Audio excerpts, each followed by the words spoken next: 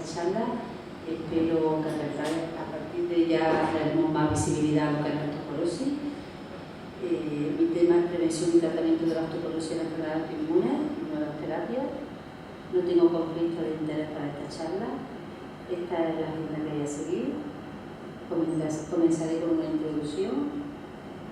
Consideramos la osteoporosis como una comorbilidad olvidada. En nuestras consultas le damos muy poca visibilidad a pesar de ser tan prevalente.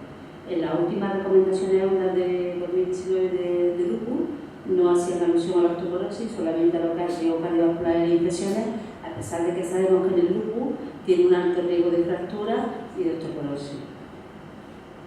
En cada una de las patologías de tumores hay diferentes prevalencias de osteoporosis y de fractura, pero con diferencia, el lupus es el que tiene una tasa más alta de fractura, triplica el riesgo de fractura vertebral respecto a la población general.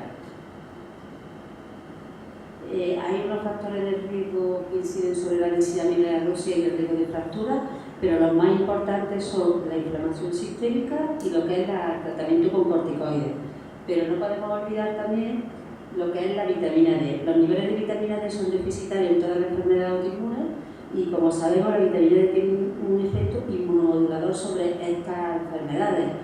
Además, se ha visto que actúa también un efecto inhibitorio sobre la formación, sobre la esclerodermia, sobre la inhibición de la formación de matriz extracelular y un efecto antifibrótico. Por eso es muy importante no solamente suplementar a estas pacientes para actuar sobre lo que es el estatus inflamatorio, sino también sobre la densidad mineral ósea. Como sabemos, la enfermedad inflamatoria tiene una inflamación sistémica, aumenta la liberación de citoquinas y esta aumenta la expresión de ránqueles, que aumenta la reabsorción ósea y, por tanto, el aumento de la reabsorción y la pérdida ósea. Asociado al tratamiento corticoideo, sabemos que los corticoides disminuyen la reabsorción, la formación, pero lo más importante que hacen los corticoides es que deterioran la microarquitectura, la calidad del hueso, aumenta la fractura, incluso antes de que baje la DMO. En contrapartida, tenemos el tratamiento con biológicos que tienen un efecto beneficioso sobre la inflamación y se ha visto que reducen esta actividad inflamatoria, al mismo tiempo que parece que tiene un efecto beneficioso sobre la formación. ¿Cómo valoramos a nuestros pacientes en nuestra práctica clínica? Es importante valorar al paciente una vez que está diagnosticada la enfermedad, una serie de factores de riesgo sobre los que se pueden incidir para evitar y para prevenir que aparezca osteoporosis y que aumente el riesgo de fractura.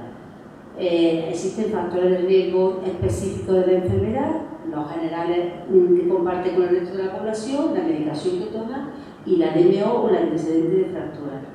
Entre los factores modificables está la inmovilidad, es decir, estas pacientes pues, tienen una actividad inflamatoria, tienen un mayor riesgo de caída, llegan a tener una sarcopenia, hay que estimular que hagan ejercicio, hay que evitar el riesgo de caída porque aumenta el riesgo de fractura, hacer hincapié en los hábitos tóxicos, evitar también que tengan un déficit de vitamina D y, sobre todo, actuar sobre la actividad inflamatoria y sobre el control del tratamiento con corticoides. Al hacer la valoración a la paciente hay que hacer una densidad mineral ósea. Sabemos de todas maneras que la DMO no tiene una relación directa con el riesgo de fractura, pero tenemos un parámetro que también utilizamos, que es el TBS. El TBS es un indicador indirecto de la calidad ósea del paciente que en distintos estudios, incluso en estudios que se ha hecho recientemente en el CLINIC de 180 pacientes con enfermedad autoinmune con corticoides, se ha visto que es un predictor independiente del riesgo de fractura, independiente de la DMO. A las cifras por debajo de 1 por 1.350, el riesgo de fractura se triplica. Aquí, como podemos ver en esta paciente, por ejemplo, que he puesto una paciente con lupus, con más de 10 años de evolución, con una dosis elevada de corticoides, como vemos arriba, tiene un T-score de menos 2,3. Cuando lo ajustamos al TBS, que está por debajo de 1.200, ese T-score desciende hasta menos 3. Entonces es importante ajustar los dos parámetros a la hora de valorar el riesgo de fractura de nuestras pacientes. El FRA es un instrumento también que se utiliza para valorar el riesgo de fractura en las pacientes posmenopáusicas. Sin embargo, se ha visto en distintos estudios de pacientes con enfermedad autoinmune que infraestima el riesgo de fractura. Entonces, de momento es mejor no utilizarlo porque indique las distintas vías. De todas maneras, para que veáis lo que es el FRAC nos determina el riesgo de fractura que tiene el paciente a diario, de fractura mayor y de fractura de cadera. Cuando lo ajustamos, como ahí abajo en el ángulo izquierdo, con el TBS de la paciente que hemos comentado antes, y lo ajustamos a la dosis de corticoides, que también hay que ajustarlo, el riesgo de fractura se queda en 6,96, cuando se indica que se debe tratar al paciente a partir de 7,5%, es decir, que está infraestimando el riesgo de fractura de esa paciente. Entonces, para valorar a esa paciente tenemos que valorar los factores de riesgo, la DMO y otros factores, pero no, el FRAC no nos sirve para eso. ¿Cómo podemos prevenir la osteoporosis y la fractura en estas pacientes? Entre las medidas que tenemos, pues en nuestra práctica clínica controlamos al paciente, aparte hacemos su determinación analítica, tenemos una herramienta de cálculo que se han visto en diversos estudios que tienen una correlación también con la DMO con el riesgo de fractura.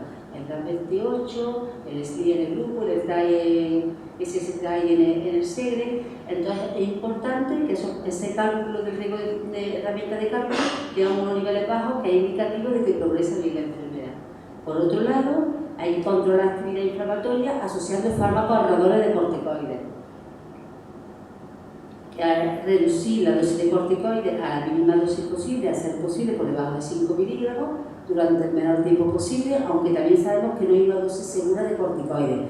Hay diferentes estudios que se ha visto que incluso a la dosis de 2,5 miligramos llega a aumentar el riesgo de fractura porque se valora también la dosis acumulada del paciente. A los pacientes a partir de los 50 años, si tienen una actividad de la enfermedad, tienen una enfermedad evolucionada o severa, habría que hacer un cribado de fracturas de los pacientes, valorando los factores de riesgo, la densitometría con el TBS y ver qué pacientes antes de que se fracture se pueden beneficiar del tratamiento. Aquellos pacientes que están con prednisona 2,5 miligramos superior y van a estar durante 3 meses o más, se aconseja las medidas preventivas, el calcio, la vitamina D, los hábitos de vida saludable, y asociando siempre bifonato en caso de que el paciente sea de más edad, como veremos ahora adelante, que tengan una dosis más elevada de corticoides o otros factores de riesgo, como en el caso de los pacientes que tienen tratamiento crónico con corticoides. En varones con hipogonadismo se asocia mucho al aumento del riesgo de fractura. ¿Qué tratamiento tenemos en estos pacientes? ¿De qué tratamiento disponemos? Pues tenemos lo que es el tratamiento antirresortivo, el tratamiento osteoformador y tratamiento de mecanismo dual más novedoso, que es el romosozumab. Es muy importante que diferenciemos los distintos mecanismos de acción de los dos fármacos antirresortivos a la hora de poner tratamiento. Sabemos que los bifonatos para actuar se depositan en el hueso y se internalizan dentro del osteoclasto, pero si los suspendemos se quedan enterrados en el hueso y tienen un mecanismo de efecto residual porque son liberados al torrente sanguíneo.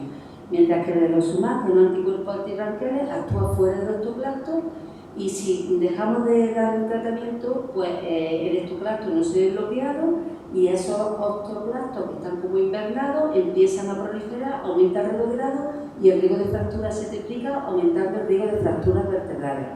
Por eso es muy importante, una vez que pongamos el denosumab y queramos suspenderlo, continuar siempre con un tratamiento antirresortivo.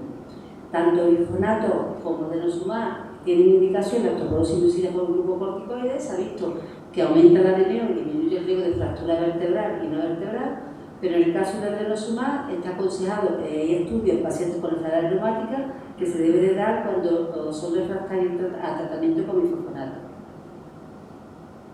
En cuanto a los fármacos osteoformadores, la teriparatida la conocemos todos y la valoparatida es un nuevo, no es nuevo porque en su día no llegó a aprobarse en el 2018 y ahora recientemente se ha aprobado, aunque no tiene indicación de la osteoporosis inducida por el grupo corticoide. Ambos actúan sobre los osteoblastos, pero aumentando el premoderado, es decir, actúan sobre los osteoblastos que están en reposo, pero al mismo tiempo aumentan y estimulan los osteoblastos, con un efecto beneficioso neto sobre la formación, a diferencia del romosozumab, que tiene un mecanismo dual, pero actúa sobre los osteoclastos, sobre el modelado, es decir, forma más ortoblastos, pero al mismo tiempo disminuye la reabsorción sin aumentar el remodelado previamente. Como veremos aquí, el romosozumab es un anticuerpo anticlerotina. La esclerotina, como sabéis, es una proteína que se expresa en los osteocitos que inhibe el sistema Wnt, que es el sistema de formación, y actúa inhibiendo la formación ósea y aumentando la reabsorción. Al darle este anticuerpo, que es un anticuerpo monoclonal humanizado, actúa contra la esclerotina y por tanto aumenta la formación y disminuye la reabsorción. La dosis que se utiliza es 200 miligramos, que son 2 inyectables subcutáneos al mes durante 12 meses, y una vez que termine el periodo de tratamiento hay que continuar con un tratamiento antidesortivo, ya sea bifoconato, ya sea denosumab o ya sea soledrónico, porque se ha visto que también se pueden producir fracturas no vertebrales después de un año en pacientes que no se ha seguido el tratamiento con antidesortivo. Hay diversos estudios de eficacia de romosozumab en la osteoporosis fase 3, la eficacia de la osteoporosis posmenopáusica. En los dos primeros, el primero es frente a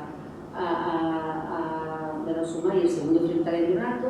Se ha visto que reduce el riesgo de fractura vertebral, aunque en el primero, en el freino, se ha visto que reduce el riesgo de fractura vertebral. Y lo más destacable, que aumenta la DMO tanto en columna como en cadera, pero en el segundo grupo, en el AS, era un estudio frente al endronato, el primero romosozumab versus el endronato, los primeros 12 meses, y los segundos 12 meses continuaban con el endronato, y en los primeros 12 meses se vio que en el grupo de romosozumab aumentaba el riesgo de eventos cardiovasculares respecto al grupo del endronato. Se barajaron distintas hipótesis, pero no se llegó a consensuar el motivo, la causa por la que aparecía, y se indicó en ficha técnica que se contraindicaba a los pacientes que tenían eventos cardiovasculares. Todavía no está aprobada la osteoporosis inducida por glucocorticoides, aunque sí que ya hay estudios experimentales que parece que puede tener un papel muy relevante en estos pacientes. Hay dos pequeños estudios, uno de ellos son de poco valor, ya en este año, frente a denosumab en pacientes con artritis reumatoide y tratamiento con corticoides, que se ha visto que aumenta la DMO en esos 12 meses, en el primero de ellos por una lumbar y en el segundo en cadera. En cuanto a los criterios a tratar, sabemos que en estas pacientes no tienen una guía específica, entonces tenemos que aplicar los criterios de las distintas guías para la osteoporosis inducida por glucocorticoides. Nuestra guía SEO de la Sociedad Española de Metabolismo Mineral Óseo simplifica mucho el tratamiento de nuestros pacientes.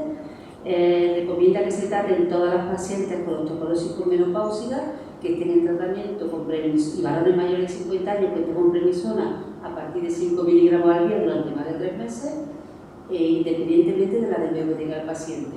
En el caso de las premenopáusicas y varones menores de 50 años, aconseja tratar si hay un antecedente de fractura por fragilidad o presenta una dosis muy elevada de corticoides o tiene una DMO muy baja.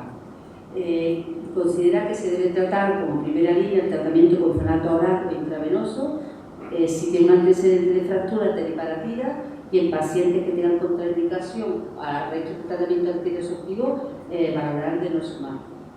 En cuanto a nuestras recomendaciones de la Sociedad Española de Reumatología, son un poquito más específicas y detallan un poquito más. Entonces, todos los pacientes que estén en tratamiento con glucocorticoides durante más de 3 meses, primero se deben aplicar medidas generales, suplementos de calcio y vitamina D.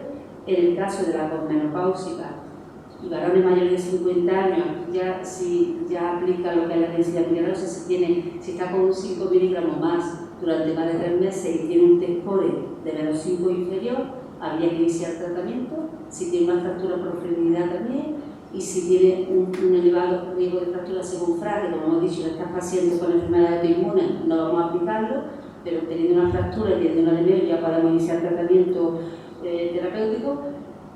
Sería en el caso de posmenopáusica. En el caso de premenopáusica y varones menores de 50 años, las que ponen una dosis superior, es decir, a partir de 7,5 miligramos al día o superior durante más de 3 meses, habría que empezar el tratamiento si tiene una fractura por fragilidad o si tiene un T-score de menos 3 o inferior. En el caso de que tenga una dosis inicial muy alta, de 30 miligramos o superior, o esté con bolo intravenoso, habría que iniciar tratamiento de inmediato. Se considera que se debe empezar de primera línea el tratamiento. Bueno, habría que tratar, que no he comentado tampoco, si la dosis acumulada es mayor de 5 gramos al año o tiene una pérdida de DMO superior al 10% en un año. De primera línea, bifonato oral intravenoso de primera lesión. En caso de muy alto riesgo por antecedente de fractura o fracaso terapéutico o contraindicación a otro antiresortivo, utilizar teriparatida, y el denosumab se puede quedar reservado para los pacientes que tengan un riesgo elevado. Esta es una guía muy diferente, la ACR del Colegio Americano divide el tratamiento en dos grupos, en los adultos de 40 años o más o los menores de 40 años. Tiene puntos en común con nuestras recomendaciones de la SER. La primera, que son de 40, a partir de 40 años, lo ajusta al FRA, que en este caso, como he dicho, nuestra enfermedad autoinmune no se va a realizar, pero los puntos que tienen en común es que trata a los pacientes que tienen un antecedente de fractura por fragilidad, pero a diferencia de la recomendación de SER, cree que se debe tratar a partir de T scores de menos 2,5 o inferior. En cambio, los adultos menores de 40 años, también con riesgo moderado alto, los criterios a tratar son similares a los de la SER, es decir, un antecedente de fractura, un CT-score por debajo de menos 3 y tratamiento con glucocorticoide a partir de 7,5 miligramos al día. A diferencia de la SER, aquí dice que se debe tratar cuando el paciente o la paciente premenopáusica lleva en tratamiento más de 6 meses tratarla, o cuando tiene una pérdida de DMO superior al 10% en los primeros o segundos años. Hay que pensar también en la mujer en edad fértil. Si la mujer en edad fértil no tiene deseo gestacional y utiliza medidas anticonceptivas, se podría utilizar el bifonato oral. En este caso, el bisodonato sería de buena lesión porque tiene una liberación más inmediata si después desea quedar embarazada la paciente. Si la mujer tiene deseo gestacional, hay que valorar tratamiento con teriparatida. Y bifonato solamente y intravenoso de denosumab serían para muy alto riesgo. Independientemente de la edad, como hemos comentado antes, las recomendaciones SER, si tiene una dosis elevada de corticoides, una dosis acumulada alta, habría que iniciar tratamiento con bifonato. En el Colegio Americano no dan prioridad, ellos por orden de preferencia comienzan de lesión a todos el bifonato oral, tienen distintas políticas de salud aquí, el bifonato intravenoso de segundo, teriparatida después, el denosumab y dejan el romosozumab cuando tenga su indicación, cuando está contraindicado los otros fármacos.